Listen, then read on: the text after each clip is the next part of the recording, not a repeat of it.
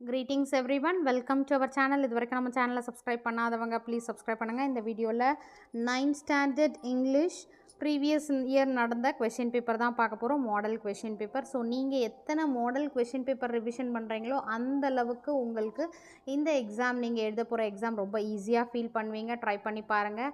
Overall முடிச்சிட்டிங்கன்னா maximum ஒரு 8 question பேப்பராவது நீங்கள் வந்து ரிவிஷன் பண்ணிங்கன்னா ரொம்ப ஈஸியாக ஃபீல் பண்ணலாம். அதே மாதிரி நீங்கள் வந்து ஒரு கொஷின்ஸ் வந்து கொஷின் பேப்பரும் வித்தவுட் சாய்ஸில் நீங்கள் வந்து ஓரல் டெஸ்ட் எழுதி பார்க்கலாம். சரிங்களா? டைமிங் இல்லை இல்லையா? மேக்ஸாக இருந்தால் ஒர்க் அவுட் பண்ணி பாருங்கள். மற்ற சப்ஜெக்ட்ஸ் எல்லாமே ஓரல் டெஸ்ட் எழுதி பாருங்கள். எனக்கு தெரியல அப்படின்ற மாதிரி ஆன்சர்ஸ் இருக்கா, அதை வந்து நோட் பண்ணி வச்சு அதுக்கான ஆன்சரை ஐடென்டிஃபை பண்ணிவிடுங்க. சரிங்களா? Overall 100 marks. 100 மார்க்ஸில் 14 1 மார்க்ஸ். ஸோ 1 மார்க் வந்து ரொம்ப இம்பார்ட்டண்ட் ரோல் ப்ளேஸ் பண்ணுது. எல்லா சப்ஜெக்ட்ஸ்லேயும் 1 மார்க் நீங்கள் பார்த்தீங்கன்னா அந்த அளவுக்கு இம்பார்ட்டண்ட்டு. ஸோ இந்த கொஷின் பேப்பர் டிஸ்கஷனை மேக்ஸிமம் ஸ்கிப் பண்ணாதீங்க. ஏன்னா நிறைய பேர் நீங்கள் கேட்குற கொஷின் கமெண்ட்டில் வந்து நிறைய கொஷின்ஸ் டவுட்ஸ் கேட்டிருந்தீங்க.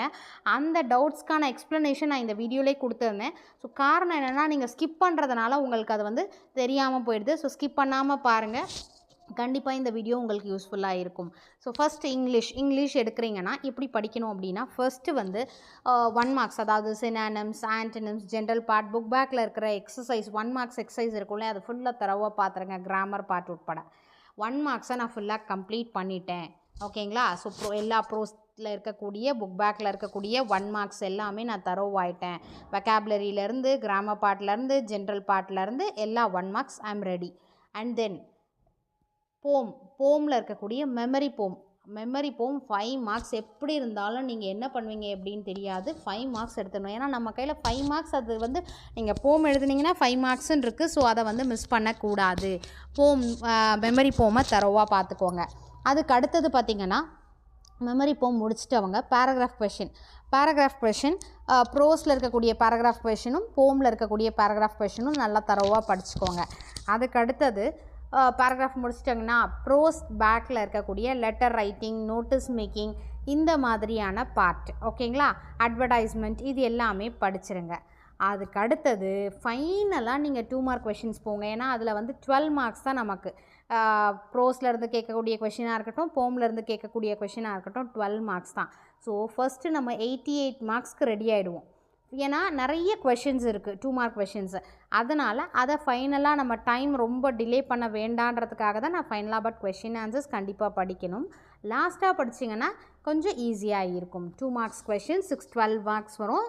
3 ஃப்ரம் ப்ரோஸ், 3 ஃப்ரம் போம். இப்போது இந்த கொஷின் பேப்பர் டிஸ்கஷனில் எப்படின்றத பாருங்கள். 14 மார்க்ஸ் 1 மார்க்ஸ். அது first 3 synonyms and then antonyms நீங்கள் தரவாக இருக்கணும். அதுக்கு அடுத்தது வரக்கூடிய பார்ட் பார்த்திங்கன்னா அனகிராம். அதாவது இருக்கக்கூடிய லெட்டர்ஸை ஜம்பிள் பண்ணி இன்னொரு வேர்டு ஃபார்ம் பண்ணும் அனகிராம். சஃபிக்ஸ்ன்றது என்னது? அந்த வேர்டோட பக்கத்தில் ஆட் பண்ணக்கூடிய வேர்ட் தான் சஃபிக்ஸ். ப்ரிஃபிக்ஸாக இருந்தால் அந்த வேர்டுக்கு முன்னாடி பிஃபோர், ப்ரீனா என்ன, பிஃபோர். ஸோ சஃபிக்ஸ்ன்றது after the root word. Danger அப்படின்னும் போது டேஞ்சரஸ்.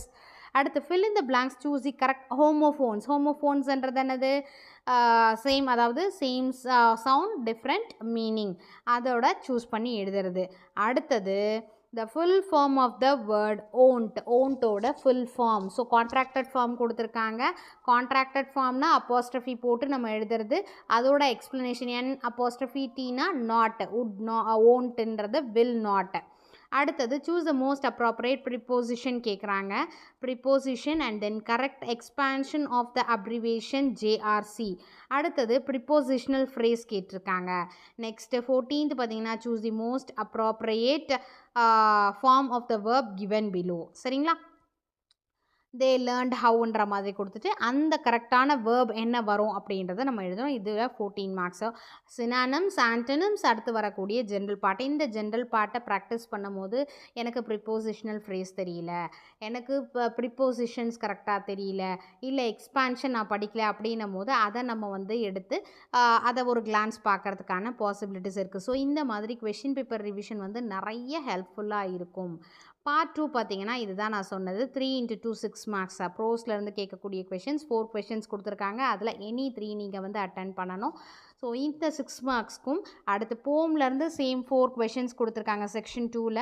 அந்த போம் லைன்ஸ் கொடுத்துட்டு கொஷின்ஸ் கொடுத்துருக்காங்க இல்லையா, அதோட ஆன்சர்ஸ் 2 மார்க் கொஷின்ஸ் தான். அதுவும் 3 × 2 6 மார்க்ஸ், 6 6 12 மார்க்ஸ். ஓவரால் அந்த 2 மார்க் கொஷின்ஸ் ப்ரோஸ் அண்ட் போம் போத் வந்து 12 மார்க்ஸ் வரும். அதனால் இதை ஃபைனலாக நீங்கள் போஸ்ட்பான் பண்ணிக்கோங்க. மற்றது எல்லாத்துக்குமே ரெடி பண்ணிவிட்டு ஃபைனலாக 2 மார்க்ஸ்க்கு ப்ரிப்ரேஷனுக்கு டைமிங் கொடுங்க. செக்ஷன் 3 பார்த்தீங்கன்னா answer any 3 of the following. 3 எழுதணும். 3 × 2 6 மார்க்ஸ். ஸோ இதில் என்னென்ன கொடுத்துருக்காங்க, ஜெரண்டு இன்ஃபினிட்டிவ். ஜெரண்டுன்றது I N G form, verb plus I N G. அது இன்ஃபினிட்டிவ்னா 2 + வேர்ப். அந்த கொடுத்துருக்கிற வேர்பை 2 + ஸ்விம், டு ஸ்விம் அப்படின்றது இன்ஃபினிட்டிவ். அதே ஜெரண்டுனா ஐஎன்ஜி ஃபார்ம். இப்போ பாருங்கள், to swim is a good எக்ஸசைஸா, இல்லைனா ஸ்விம்மிங் இஸ் அ குட் எக்ஸசைஸா. Swimming is a good exercise. அடுத்து பி பார்த்தீங்கன்னா I like to walk early in the morning. ஓகேவா, அந்த மாதிரி. ஸோ ஜெரண்டா இன்ஃபினிட்டிவாக, ஜெரண்டா இருந்தால் ஐஎன்ஜி ஃபார்ம், இன்ஃபினிட்டிவாக இருந்தால் 2 + வேர்ப், அந்த மாதிரி. அடுத்து identify the dependent clause. Dependent clause எதுன்னு சொல்லிட்டு ஐடென்டிஃபை தான் பண்ணணும். Identify the dependent clause or phrases. Next 25ல் பங்க்சுவேட் த ஃபாலோயிங் சென்டென்ஸ் கேட்டிருக்காங்க. 26 வந்து பாசிட்டிவ் டிகிரி, டிகிரிஸ் ஆஃப் கம்பேரிசனில் positive degree, positive, comparative, superlative degree வரும். பாசிட்டிவ்னும் போது இங்கே இருக்கக்கூடிய அட்ஜெக்டிவ் என்னன்னு ஃபஸ்ட்டு ஐடென்டிஃபை பண்ணுங்கள். ஸ்வீட்டர்னு இருக்குது. ஸோ ஸ்வீட்டர்ன்றது அட்ஜெக்டிவ், அதோட பாசிட்டிவ் டிகிரி என்ன, ஸ்வீட். ஸோ அது எந்த ஃபார்மில் இருக்குது, ஒரு 3 டைப் இருக்கும். நம்ம ஆல்ரெடி ஒரு வீடியோ கூட அப்லோட் பண்ணியிருக்கோம். Type 1, type 2, type 3. எந்த டைப்பில் இருக்குதுன்னு ஐடென்டிஃபை பண்ணிவிட்டு அது எந்த டைப்போ அதில் பாசிட்டிவ் எப்படி சேஞ்ச் பண்ணும், அதுக்கான ஃபார்முலா நம்ம வந்து ஈஸியாக நம்ம டீச் பண்ணியிருப்போம். அந்த ஃபார்முலா அப்ளை பண்ணிங்கன்னா ஈஸியாக பாசிட்டிவ் டிகிரி ஃப்ரேம் பண்ணிடலாம். 27 பார்த்தீங்கன்னா rearrange the word in the correct order to make meaningful sentence. So first சப்ஜெக்டை கொண்டு வாங்க, அது பக்கத்தில் வேர்ப் வரணும், ஆக்ஷன் வேர்டு வரணும். ரிமைனிங் நீங்கள் வந்து ஃபில் பண்ணிங்கன்னா அந்த மாதிரி ரீஅரேஞ்ச் சென்டென்ஸ் வந்து வேர்ட்ஸை வந்து கரெக்டான சென்டென்ஸு கொண்டு வந்துடலாம். இந்த 5ல் எனி 3 தான் நீங்கள் சூஸ் பண்ணணும். இப்போது வந்து எனக்கு 2 தான் மேம் தெரியும், ஜெரண்ட் இன்ஃபினிட்டிவ் தெரியும், பாசிட்டிவ் டிகிரி தெரியும், இன்னும் என்ன அட்டென்ட் பண்ணுறது எனக்கு தெரியலன்ற பட்சத்தில் பங்க்சுவேட் த ஃபாலோயிங். பங்க்சுவேஷனில் மார்க்ஸ் எப்படி வரும் அப்படின்னா 2 மார்க்ஸ் இல்லையா. ஸோ 1 மார்க் நான் வந்து கான்ஃபிடென்ட். எப்படின்னா ஃபர்ஸ்ட் லெட்டர் வந்து கேபிட்டலில் நீங்கள் பண்ணணும். ஓகேவா, கேபிட்டல் லெட்டரில் நீங்கள் வந்து ஃபர்ஸ்ட் லெட்டர் கேபிட்டலில் இருக்கணும். அடுத்து அது வந்து சென்டென்ஸ் வந்து இன்ஃபர்மேஷன் தர மாதிரி இருக்கா, ஸ்டேட்மெண்ட்டாக இருக்கா, ஃபுல் ஸ்டாப் வைக்கணும் எண்டிங்கில். அப்படி இல்லையா கொஷின் கேட்குற மாதிரி இருந்தால் கொஷின் மார்க்கு, எக்ஸ்க்ளமேஷன்னா எக்ஸ்க்ளமேட்ரி மார்க்கு, இன் பிட்வீன் கமாவா இன்வெர்டட் கமாஸோ அது ஆஃப்டர் தட் நீங்கள் பண்ணுங்கள். இல்லை மேம் எனக்கு பங்க்சுவேஷன் கன்ஃபியூஷனாக இருக்குது, அதை விட்டுடுறேன் நான், மீதி 3 எனக்கு தெரியும் அப்படின்னா நீங்கள் எதுனாலும் சூஸ் பண்ணிக்கலாம். சரிங்களா, தெரியாத பட்சத்தில் இதை அட்டென்ட் பண்ணும்போது 1 மார்க்குக்கு நான் வழி சொல்கிறேன். Next section 4 28 answer the following. A stranger wants to go to hospital, guide him to reach the hospital. 2 mark question. So வந்து கைட் பண்ணுறது மேப், அதாவது ஹாஸ்பிட்டலுக்கு போகிற மாதிரி எப்படி வந்து நீங்கள் கைட் கொடுக்கணுமோ அதை வந்து ப்ராப்பர் சென்டென்ஸில் நீங்கள் வந்து ஆல்ரெடி சென்டென்ஸை ஃப்ரேம் பண்ணி வச்சுக்கிட்டிங்கன்னா அது எந்த மாதிரி வழி கேட்டாலும் நீங்கள் ஈஸியாக வந்து கைட் பண்ணலாம். அடுத்தது பார்ட் 3. பார்ட் 3ல் section 1 answer any 2 of the following in a paragraph. 2 × 5 10 marks. இதில் 4 கொஷின்ஸ் கொடுத்துருக்காங்க. Answer any 2 paragraph. So side headings போட்டுட்டு நீங்கள் எக்ஸ்ப்ளனேஷன் கொடுக்கலாம். 4 கொஷின்ஸில் ஏதாவது 2 ப்ரோஸ் சூஸ் பண்ணிக்கோங்க. ஸோ இப்போ பண்ணிவிட்டு அதுக்கான ஆன்சர்ஸை நீங்கள் எழுதலாம். அப்படி இல்லையா பாயிண்ட்ஸ் மாதிரி தரீங்கன்னா அது வந்து ஸ்டார்ஸ் போட்டு நீங்கள் வந்து பேராகிராஃப் கொடுக்கலாம், சாரி பாயிண்ட்ஸ் மாதிரி ப்ரெசன்டேஷன் கொடுக்கலாம். ஸோ இந்த 4 கொஷின்ஸில் எனி 2 நீங்கள் ஆன்சர் பண்ணலாம். போம் ரிலேட்டடாக 4 கொஷின்ஸ் எப்படி கேட்பாங்க அப்படின்னீங்கன்னா 4 கொஷின்ஸ், அதில் 2 கொஷின்ஸ் வந்து பேராகிராஃப் கொஷின். அந்த பேராகிராஃப் கொஷினை நீங்கள் எப்படி அட்டென்ட் பண்ணலான்னா த சேம் சைட் ஹெட்டிங்ஸ் போட்டுட்டு எக்ஸ்ப்ளனேஷன் கொடுங்க.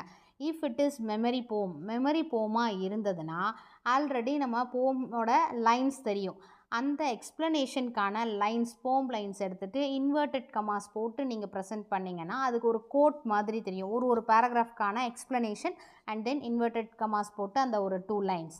நெக்ஸ்ட்டு போம்கான அதாவது அந்த பேராகிராஃப் கொஷினுக்கான எக்ஸ்ப்ளனேஷன் அது கூட ரிலேட்டட் லைன்ஸ் எழுதுனீங்கன்னா இன்னும் நல்லாயிருக்கும். அதுக்கு அடுத்தது பார்த்திங்கன்னா read the following stanza and answer the questions that follow. So இந்த கொஷின் பார்த்திங்கன்னா ரொம்ப ரொம்ப ஈஸி. போம் லைன்ஸ் கொடுத்துருக்காங்க, 4 லைன்ஸ் கொடுத்துருக்காங்க. அதில் இருந்து rhyming words, rhyming scheme, figure of speech, alliterated words கேட்டிருக்காங்க. ஸோ ரைமிங் வேர்ட்ஸ் ரொம்ப easy. The same sound ending with the same sound, fears, tears, smiles, வைல்ஸ்ன்ற மாதிரி. ரைமிங் ஸ்கீமும் ஈஸி.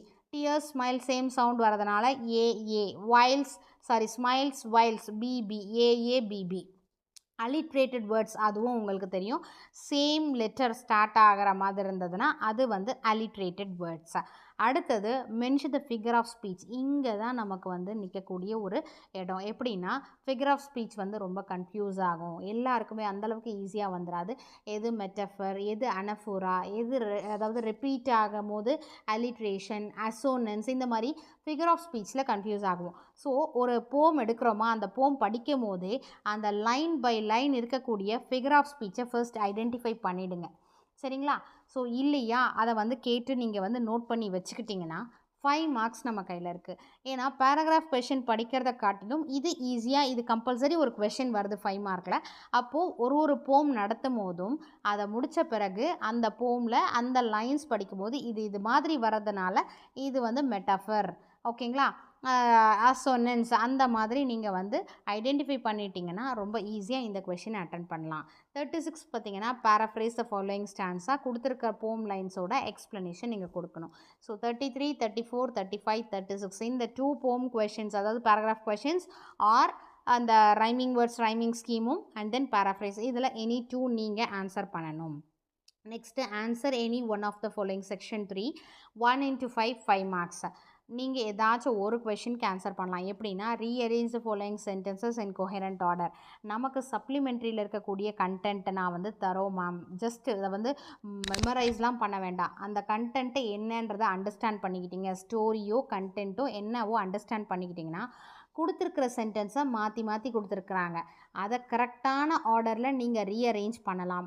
இல்லை அது எனக்கு கன்ஃபியூஷனாக இருக்குது, அந்த கண்டென்ட் எனக்கு எக்ஸாக்டாக தெரியாது அப்படின்னீங்கன்னா அடுத்து சூஸ் பண்ணிவிடுங்க. Read the passage given below and answer the questions that follow.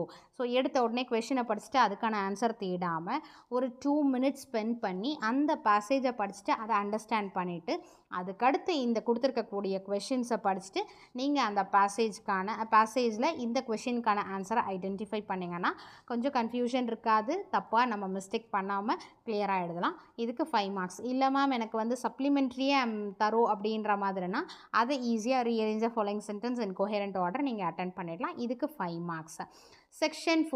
Section 4ல் பார்த்தீங்கன்னா 4 into 5 20 மார்க்ஸு. இதுக்கு நமக்கு கொடுத்துருக்கிறது 6 கொடுத்துட்டு எனி 4 கேட்குறாங்க. என்னென்னா அட்வர்டைஸ்மெண்ட். ஃபர்ஸ்ட் அட்வர்டைஸ்மெண்ட்டுக்கு நம்ம என்ன பண்ணணும் அப்படின்னா என்ன கொடுத்துருக்காங்க, ஹிண்ட்ஸ் கொடுத்துருக்காங்க இல்லையா, எது ரிலேட்டட், அது ரிலேட்டடாக பிக்சர்ஸ் எல்லாம் வரையணும். அடுத்து கேட்சி வேர்ட்ஸ், அந்த ஒரு ஃப்ரூட் ஸ்டால்னால் அதுக்கான eat healthy, B healthy, eat healthy, B healthy அப்படின்ற மாதிரி ஒரு கேட்சி வேர்ட்ஸ். அடுத்து ஸ்லோகன் ஏதாவது இருந்ததுன்னா ஸ்லோகன்ஸ்லாம் எழுதலாம். அடுத்து க்ரியேட்டிவிட்டி, உங்களோட க்ரியேட்டிவிட்டி, ஆஃபர்ஸ் ஏதாவது கொடுக்குற மாதிரி. ஏன்னா அட்வர்டைஸ்மெண்ட்டுன்ற போது ஸோ அட்ராக்டிவாக இருக்கணும், நமக்கு அதை வந்து பார்த்துட்டு அதை வாங்குற அளவுக்கு நம்மளோட அட்வர்டைஸ்மெண்ட் இருக்கணும். அதனால் கேட்சி வேர்ட்ஸு, ஆஃபர்ஸு, டிஸ்கவுண்ட்ஸு இந்த மாதிரிலாம் கொடுக்கலாம். நீங்கள் இதுக்கு ப்ரிப்பேர் பண்ணிக்கோங்க. Prepare and attractive advertisement.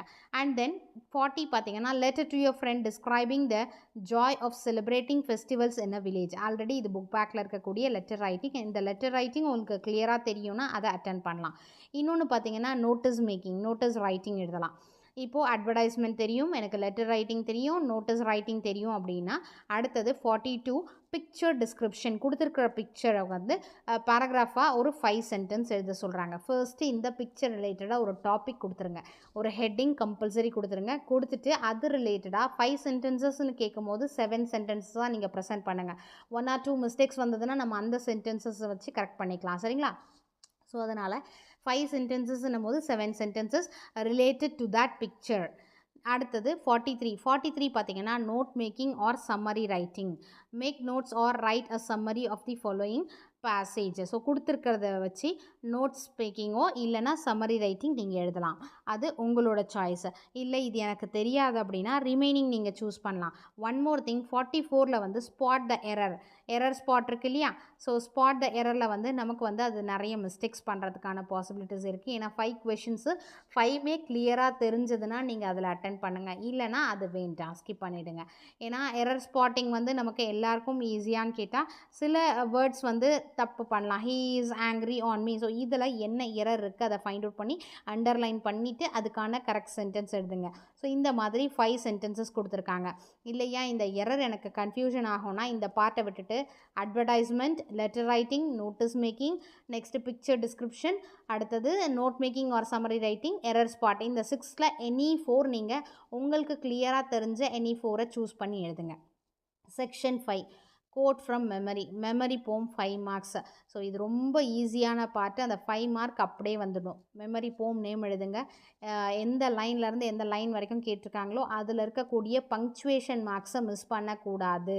ஏன்னா ஈச் அண்ட் எவ்ரி பங்க்சுவேஷன் மார்க்ஸ்க்கும் நமக்கு மார்க்ஸ் இருக்குது. அதனால் பங்க்சுவேஷன் மார்க்ஸ். லாஸ்ட்டாக ஃபைனலாக ஆத்தர் நேம் 4 லைன்ஸ் கேட்டிருந்தாலும் ஆத்தர் நேமும் எழுதணும், போம் நேமும் எழுதணும். இதுக்கு மார்க்ஸ் இருக்குது. நெக்ஸ்ட்டு பார்ட் 4 46ல் A write a paragraph about 150 words by developing the following hints. இந்த ஹிண்ட்ஸ் டெவலப்மெண்ட் பார்த்தீங்கன்னா சப்ளிமெண்ட்ரி ரிலேட்டடாக இருக்கும். அப்படி இல்லைனாலும் நீங்கள் இது இன்டர்னல் சாய்ஸ் கொடுத்துருக்காங்க, அதிலேருந்து சூஸ் பண்ணிக்கோங்க. சூஸ் பண்ணிவிட்டு உங்களுக்கு தெரிஞ்ச சிம்பிள் சென்டென்ஸை ஃப்ரேம் பண்ணி இதில் பேராகிராஃப் மாதிரி கொடுத்துருங்க. அது ஹிண்ட்ஸ் டெவலப்மெண்ட்டுக்கு. 46க்கு 5 மார்க்ஸ். அடுத்தது 47ல் பார்த்தீங்கன்னா எப்போவுமே வந்து பேராகிராஃப் கொடுத்துட்டு கொஷின்ஸ் கேட்பாங்க. ஆர் எல்ஸ் இன்னொரு இன்டர்னல் சாய்ஸ் என்னென்னா போம் லைன்ஸ் கொடுத்துட்டு இது கொஷின்ஸ் கேட்பாங்க. ஸோ மேக்ஸிமம் நம்ம ப்ரிஃபர் பண்ணுறது என்னென்னா பேராகிராஃபை. ஏன்னா இப்போ வந்து அந்த போம் லைன்ஸை நம்ம கரெக்டாக அண்டர்ஸ்டாண்ட் பண்ணிவிட்டு உங்களால் எக்ஸ்ப்ளனேஷன் கொடுக்க முடியும் அப்படின்னா நீங்கள் அதை தாராளமாக சூஸ் பண்ணலாம்.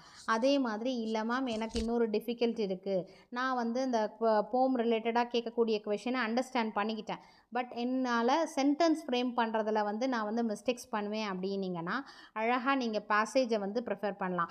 ஏன்னா பேசேஜில் அவங்களே கொடுத்துட்றாங்க சென்டென்ஸ் மேக்கிங். நெக்ஸ்ட்டு கொஷின்லேருந்து நம்ம பாதி எழுத போகிறோம், அடுத்து ரிமைனிங் ஆன்சர்ஸை பேராகிராஃப்லேருந்து சூஸ் பண்ண போகிறோம். அதில் மிஸ்டேக்ஸ், இந்த மாதிரியான மிஸ்டேக்ஸ் அதில் அவாய்ட் பண்ணலாம்.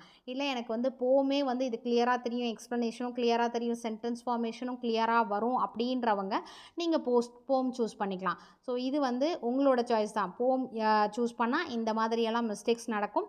அடுத்து ப்ரோஸ் சூஸ் பண்ணிங்கன்னா இந்த மாதிரி இருக்கும். ஸோ எது நீங்கள் வந்து ஈஸியாக ஃபீல் பண்ணுறீங்களோ அதை சூஸ் பண்ணிவிட்டு நீங்கள் வந்து ப்ரெசன்டேஷன் கொடுக்கலாம். இங்கிலீஷை பொறுத்த வரைக்கும் ஓவர் ரைட்டிங் வேண்டாம். அதே மாதிரி ஒன்றுத்துக்கும் நீட்டாக ப்ரெசன்டேஷன் கொடுங்க. பேராகிராஃப்லாம் வந்து சைட் ஹெட்டிங்ஸ் கொடுங்க. போமாக இருந்ததுன்னா அந்த சொன்ன மாதிரி கோட்ஸ் மாதிரி கொடுத்தீங்கன்னா இன்னும் நீட்டாக இருக்கும். Hints development and then picture description இதுக்கெல்லாம் வந்து ஒரு ஹெட்டிங் கொடுத்துருங்க. போம் லைன்ஸ் மெமரி போம் நேமு அண்ட் தென் ஆத்தர் இதெல்லாம் வந்து மறக்காமல் கொடுத்துருங்க. கொஷின் நம்பர்லாம் கரெக்டாக போட்டிருக்கீங்களான்னு ஃபைனலாக செக் பண்ணிக்கோங்க. Wish you all the best. Thank you for your support. Thanks for வாட்சிங்.